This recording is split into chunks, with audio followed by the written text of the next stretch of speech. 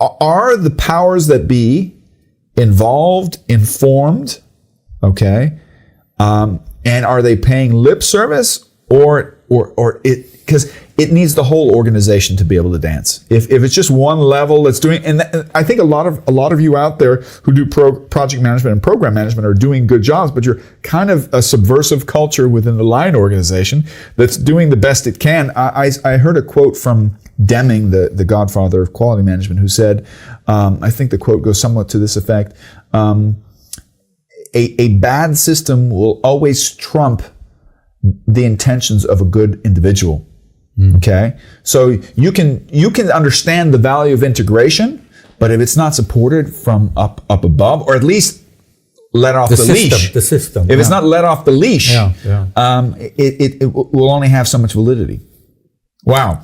Another specific aspect of UNIDO, which is interesting. We have all this log frame, the logical framework, the evaluation system, what good you're going to do, your outcomes, blah blah.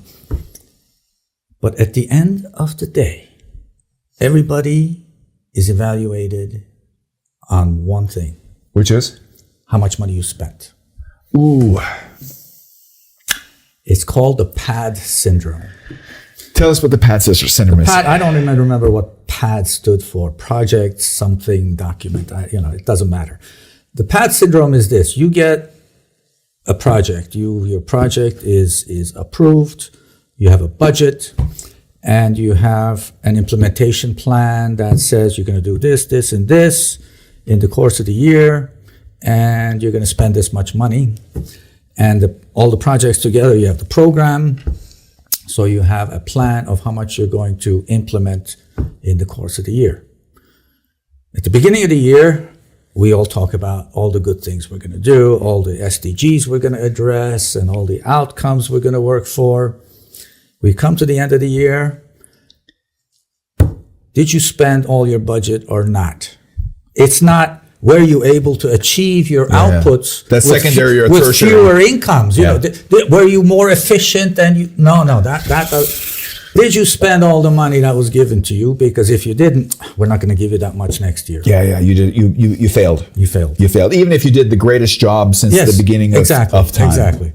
I think I once shared this story with you. There's a very prominent global organization that I had the privilege of doing some work with, and I had this discussion with them. Their headquarters is on a prominent lake in Switzerland. I'll say no more. And I had not with a board member, but with a senior manager. I had this discussion. The senior manager was telling me, you know what? We have an evaluation process, and they use the term cost of capital, which means the main organization functions as a bank to all the subsidiaries worldwide. So if the German subsidiary wants money for projects, they have to apply for it, and there's an application process, just like if you're going to a bank. And headquarters is the bank. And I asked him, I said, well, do you evaluate how much money was spent? I said, absolutely. So you're penalized as a project manager if you exceed budget, if you don't have a valid justification, if you don't have change requests that are validated and stuff like that, or some kind of legitimate excuse. But what I thought was totally interesting is they also punished their project managers for underspending. Mm-hmm. And I said, what did you just say? He goes, we penalize our project managers for underspending. I said, are you nuts? Because what's the consequence if you get penalized for underspending? You throw it away. You take the money and you burn it in the oven.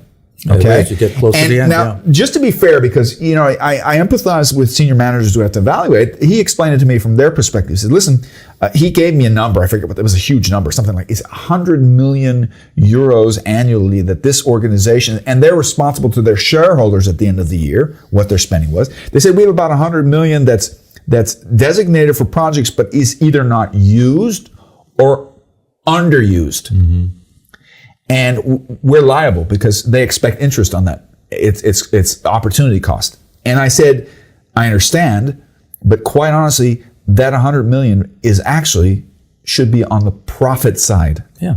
Because if you have that kind of punitive system where I'm going to punish you for overperforming, being more efficient because you came up with a shortcut, the consequence is that people are going to burn money. What would you rather have? 100 million that you didn't spend?